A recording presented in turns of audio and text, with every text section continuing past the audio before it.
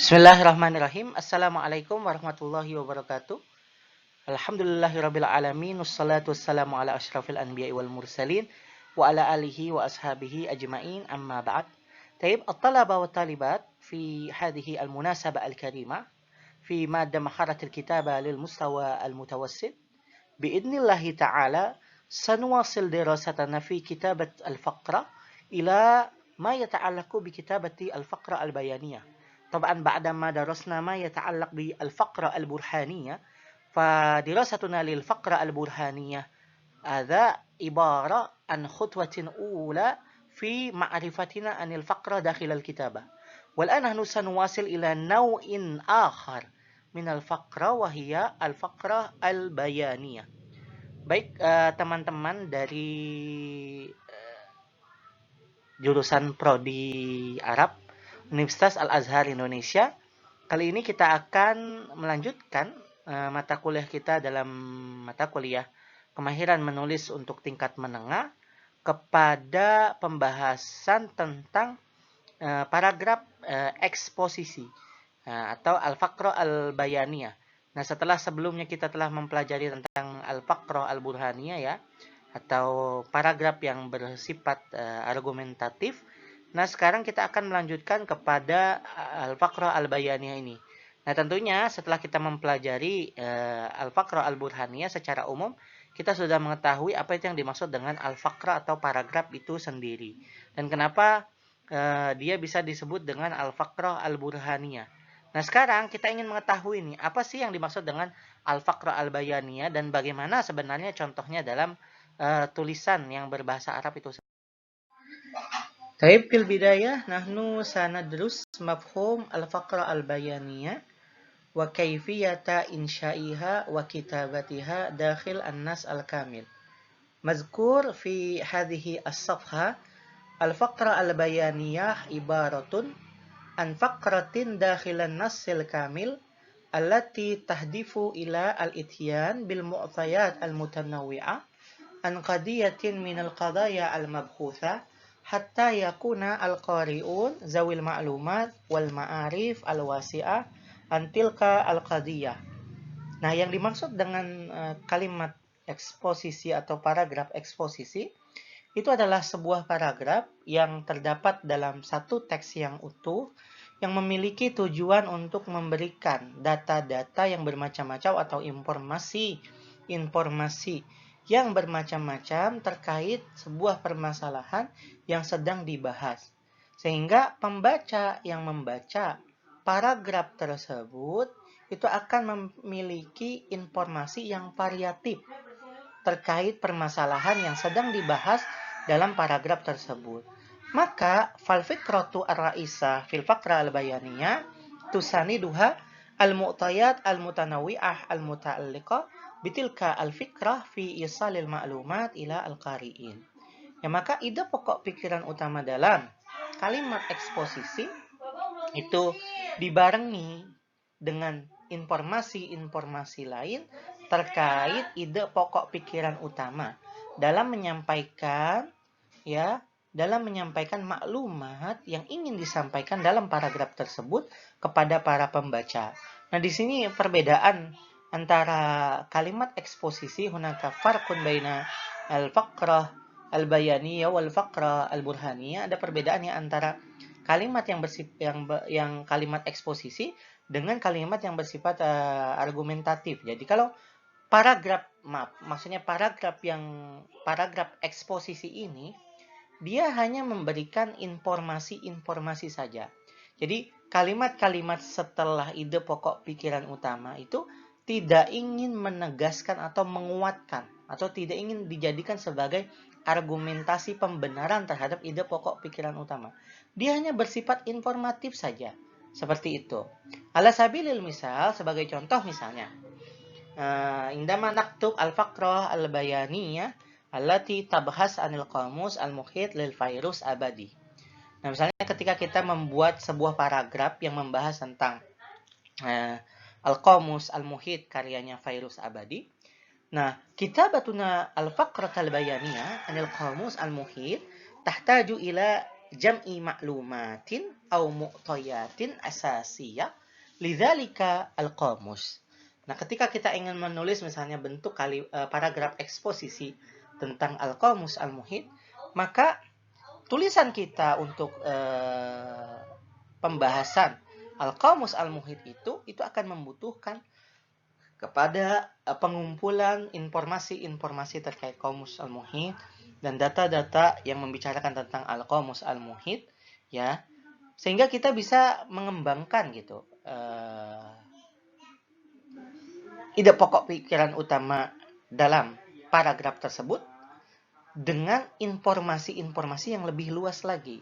Sebagainya, misalnya ya, sebagai contoh, misalnya itu al-mu'tayat allati tata'allaq bi ismi muallifihi wa siratihi as-shakhsiyah khassatan tilka allati tata'allaq bi rihlatihi al-ilmiyah summa sabab tasmiyatihi qamusahu bidzalikal ism wa kadzalika mazaya dzalikal qamus aw mazayahu muqaranatan ma'a al-qawamis al-ukhra.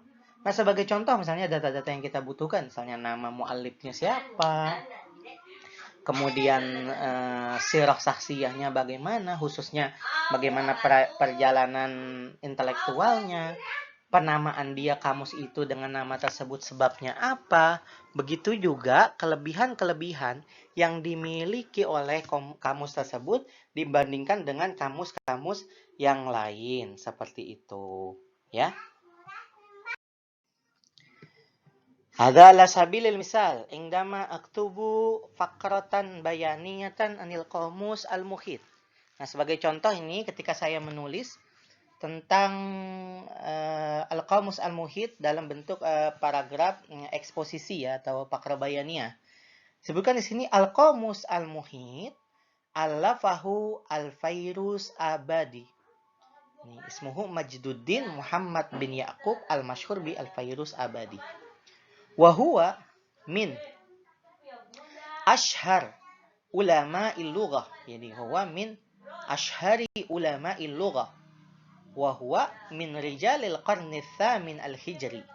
Wulida sanah 729 hijriyah fi qaryah qurb Shiraz ya Faris.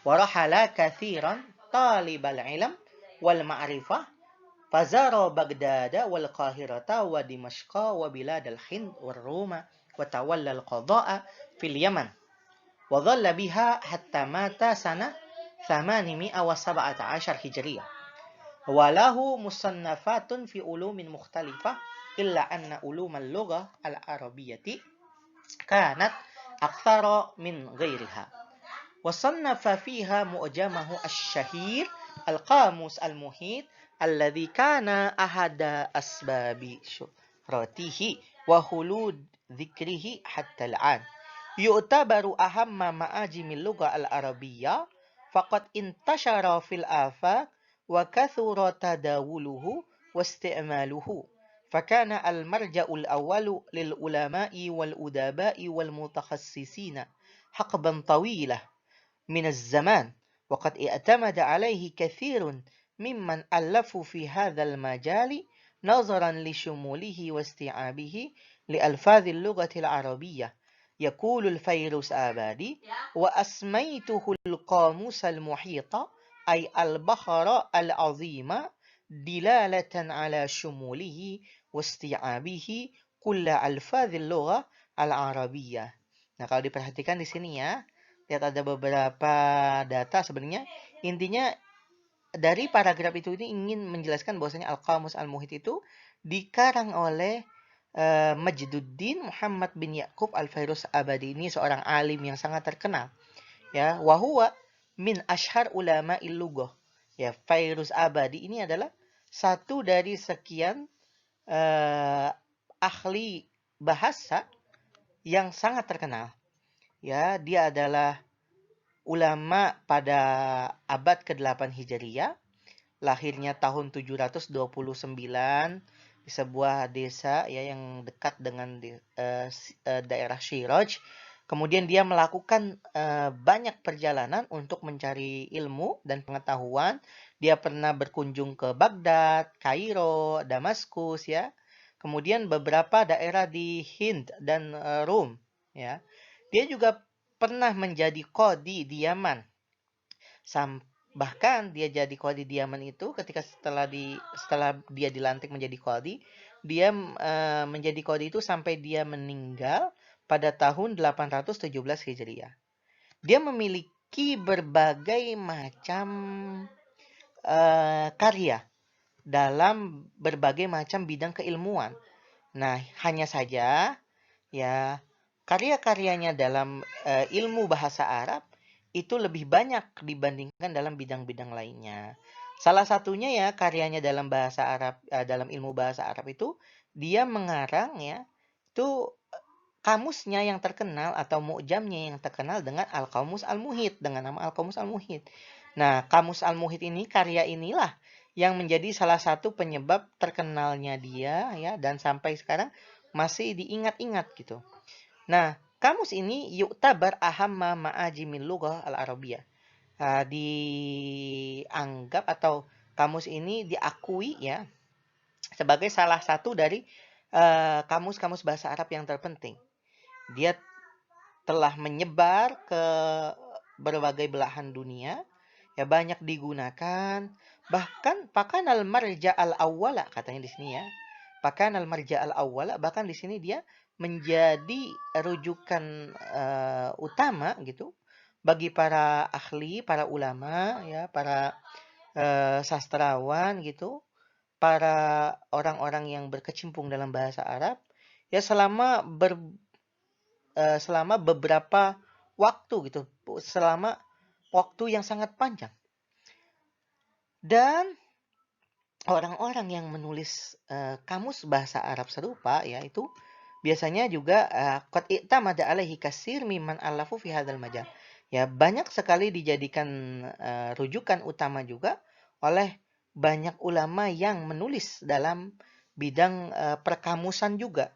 Kenapa nazran li syumulihi? Karena melihat kepada kelengkapan kamus al-muhit itu sendiri, wasti'abihi li alfadzil lughah al-arabiyyah ya, dan bagaimana dia mencangkup berbagai macam leksikon gitu ya dalam bahasa Arab itu sendiri. Bahkan Al-Fairuz Al-Abadi itu mengucapkan sebuah statement, wa asmaituhu al-qamus al-muhita, ya katanya saya namakan kamus ini dengan al-qamus al-muhit, yang artinya itu adalah al-bahrul a'zam ya, laut yang besar. Itu sebagai tanda bahwasanya kamus tersebut itu memang mencangkup dan menyeluruh gitu, mencangkup dan secara menyeluruh ya, walaupun kita tidak bisa mengatakan secara keseluruhan ya, artinya dia mencangkup banyak sekali kata-kata atau leksikon-leksikon dalam bahasa Arab ya. Laula hastum ayyuhat talaba fi hadhihi al-faqra satajidunaha mamlu'atan bi al-ma'lumat wal mu'tayat awalan haula al-qamus wa haula muallifil qamus. Jadi teman-teman akan mendapati dalam contoh ini ya data-data yang bermacam-macam terkait kamus itu sendiri dan terkait penulisnya. Nah, ini makanya ini adalah salah satu contoh dari kalimat eksposisi itu sendiri. Oke, untuk teori tentang kalimat eksposisi mungkin cukup sampai di sini ya. Summa fi ma ya'ti nahnu sanwasil ila tadrib. Ya, tadrib kafaatikum fi tahlil al-faqrah al-bayaniyah.